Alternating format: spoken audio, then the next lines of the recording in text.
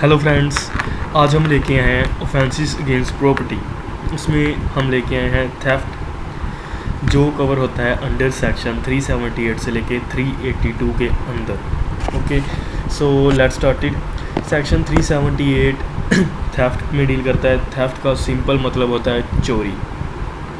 Okay, सो इसमें क्या है, इसमें जो थेफ्ट के हम सबसे पहले देखेंगे थेफ्ट क्या है और थेफ्ट के इंग्रेडिएंट्स क्या है, थेफ्ट में क्या क्या चीज़ें होती हैं। ओके, सबसे पहले थेफ्ट में आता है किसी की डिसऑनेस्ट इंटेंशन, किसी की गलत इंटेंशन, किसी की गलत इरादा। अगर डिसऑनेस्ट इंटेंशन ही नहीं होगी बंदे की तो वो चोरी कैसे करेगा। अगर उसको लगेगा कि हाँ मैंने ये पेन चुराना है उससे, तभी वो पेन चुराएगा। अगर उसके मन में होगा कि हाँ ये मेरे पास पेन होना चाहिए, तभी वो उस पेन को उठाएगा। ओके, सबसे पहले आता है डिसऑनेस्ट इंटेंशन, बंदे की गंदी नीयत। ओके, सो सेकंड आता है मूवेबल प्रॉपर्टी। जो प्रॉपर्टी वो चोरी कर रहा है वो चल संपत्ति होनी चाहिए। ओके, वो मूवेबल होनी चाहिए, लाइक एक जगह से दूसरी जगह में लेके जाने वाली होनी चाहिए। ऐसा नहीं है कि कोई लैंड है, लैंड की चोरी कर रहा है, वो थेफ्ट नहीं होगी। ओके, इसमें है इम्पोर्टेंट मूवेबल प्रॉपर्टी होनी चाहिए, लाइक पेन हो गया, पैसे हो गए, गाड़ी हो गई। ओके, सो जो प्रॉपर्टी लैंड से नहीं जुड़ी हुई उसको कहते हैं movable property. Okay, so third इसका इंग्रेडिएंट है taken out of possession of another person. किसी की पोजेशन से, किसी के अधिकार से उसको लेके जाना। ओके, किसी की पोजेशन से उसको लेके जाना, लाइक एक पेन है आपके फ्रेंड के पास है, पेन उसके पास है, तो उसकी पेन के ऊपर क्या है, पोजेशन है। उसकी पेन के ऊपर पोजेशन है, वो जैसे मर्जी उसको यूज़ कर सकता है। ओके, उसको उसकी पोजेशन से लेके आना, पेन को उसकी पोजेशन से लेके आना, ये थेफ्ट का एक इंग्रेडिएंट्स है। Okay, without the person consent, उसकी मर्ज़ी के बिना उसको उसके पेन को उठा के लेके आना। ओके, सो फिफ्थ है property must be removed from its place. Like आपके फ्रेंड के बैग में पेन पड़ा हुआ है।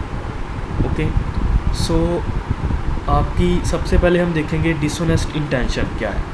हाँ, आपने सोचा है कि मैंने उसका पेन उठाना है, मैंने उसका पेन चोरी करना है, ये फर्स्ट इंग्रेडिएंट्स फुलफ़िल हो गया। और वो पेन है, ये सेकंड इंग्रेडिएंट्स फुलफ़िल हो गया।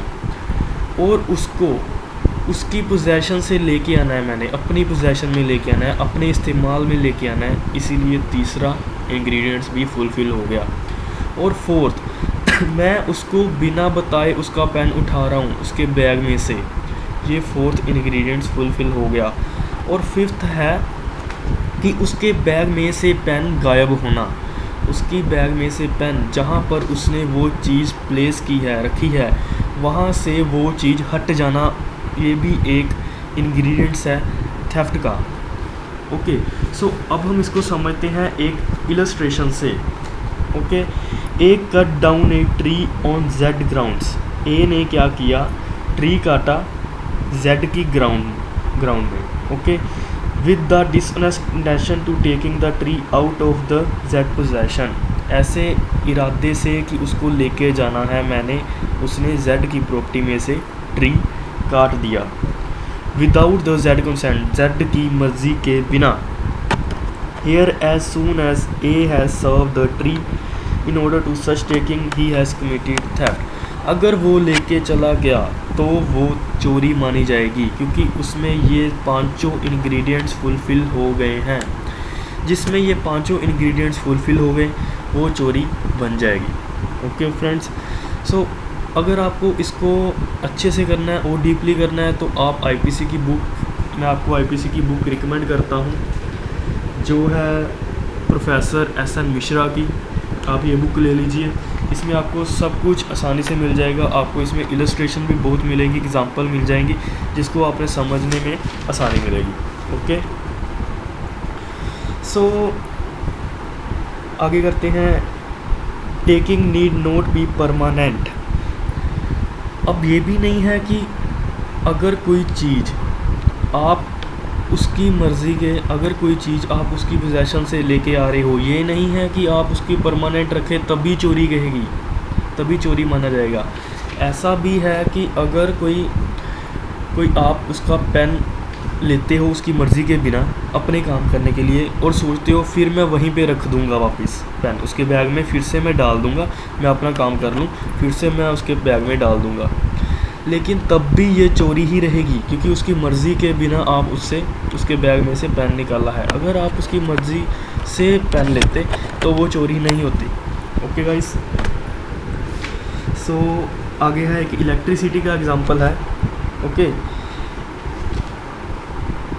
इलेक्ट्रिसिटी, अगर कोई इलेक्ट्रिसिटी की चोरी कर रहा है वो थेफ्ट में कवर नहीं होगा क्योंकि इसके लिए पार्लियामेंट ने एक अलग लॉ बनाया हुआ है, एक अलग एक्ट बनाया हुआ है जो है इलेक्ट्रिसिटी एक्ट 1910, इसमें कवर होगा इलेक्ट्रिसिटी का। ओके, अगर कोई बिजली की चोरी कर रहा है तो थेफ्ट में नहीं आएगा, वो इलेक्ट्रिसिटी एक्ट में आएगा। ओके गाइस, सो बस इसमें इतना ही है इंग्रेडिएंट्स। आगे हम करते हैं जो इसके अग्रेक्टिव फॉर्म्स हैं इस थेफ्ट की। ओके, सो हम समझते हैं। आगे है सेक्शन 379 पनिशमेंट ऑफ थेफ्ट। अगर कोई ये पांचों इंग्रेडिएंट्स को फुलफ़िल करता है और चोरी करता है तो उसकी पनिशमेंट उसको क्या मिलेगी? उसकी पनिशमेंट उसको 3 साल तक की हो सकती है। उसकी चोरी को देखते हुए, कितनी बड़ी उसने चोरी की है उसको देखते हुए जो जज है उसको 3 साल तक की सज़ा सुना सकता है, या फ़ाइन भी हो सकता है, या उसको दोनों हो सकते हैं। ओके, आगे है सेक्शन 380। सेक्शन 380 डील करता है थेफ्ट इन डिवेलिंग हाउस। सबसे पहले हम समझते हैं डिवेलिंग का मीनिंग। डिवेलिंग का मीनिंग होता है जहाँ पे कोई ह्यूमन, जहाँ पे कोई बंदा रह रहा है, जहाँ पे कोई बंदा रह रहा है उसको डिवेलिंग हाउस कहते हैं। ओके, रिहाइश यहाँ पे होती है उसको डिवेलिंग कहते हैं। अगर कोई ऐसी प्रॉपर्टी में, ऐसी बिल्डिंग में, ऐसी कहीं पे भी चोरी करता है तो उसकी सज़ा थेफ्ट की पनिशमेंट से बढ़कर होगी, जो होगी एक्सटेंड 7 ईयर तक की होगी, उसको फ़ाइन भी लगेगा साथ में। ठीक है, तो अगर कोई सपोज़ करिए स्कूल है, स्कूल के अंदर रात को कोई नहीं रहता। ओके, स्कूल के अंदर रात को कोई नहीं होता, सुबह होते हैं, रात को कोई नहीं होता। अगर चोर वहाँ पे चोरी करता है, कोई स्कूल में चोरी करता है रात के समय, तो वो ऐसा नहीं कह सकता कि वो उसमें कौन सा लोग रह रहे थे, उसमें कौन सा लोग रहे थे, वो ऐसा नहीं कह सकता। वो भी इसी सेक्शन में कवर होगा क्योंकि वो प्रॉपर्टी है, एक प्रॉपर्टी है, उसके अंदर ह्यूमन्स रहते हैं, चाहे वो कभी भी रहते हों, लेकिन उसके अंदर ह्यूमन्स रहते हैं, चाहे वो सुबह रहते हों, चाहे वो शाम को आते हों, चाहे जब मर्जी आते हो, तब भी ये थेफ्ट इन डिवेलिंग हाउस में कवर होगा।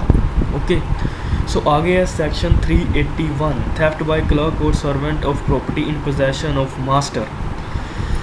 अगर कोई सर्वेंट और क्लर्क है जो अपने मास्टर की पोजेशन में, जो अपने एम्प्लॉयमेंट में मास्टर के घर में चोरी करता है, तो उसकी सज़ा क्या है? उसकी सज़ा same as a dwelling house की होगी, लेकिन ये एग्रेक्टिव फॉर्म है थेफ्ट की, तो इसमें आगे सेक्शन दिए गए हैं।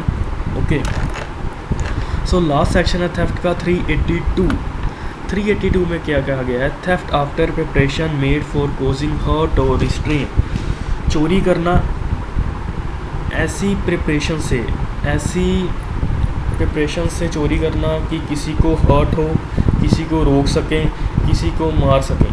ओके, लाइक अगर कोई चोर है, वो अपने साथ कोई चाकू लेके आता है, वो अपने साथ चाकू लेके आता है कि अगर कोई मुझे रोकेगा तो मैं उसे मारकर चोरी करके भाग जाऊंगा।